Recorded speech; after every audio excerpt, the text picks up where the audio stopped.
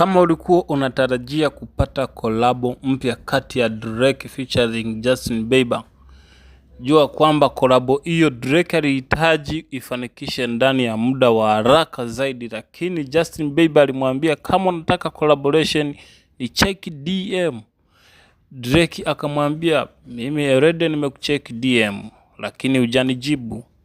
Hii inaonyesha kwamba Justin Bieber ako na kiburi juu ya Drake, ama inaonyesha Drake kama ana ugomvi kidogo hivi na Justin Bieber, lakini inaonyesha kwamba Justin Bieber na anamuonesha power ya kwamba mimi niko na nguvu kukushinda.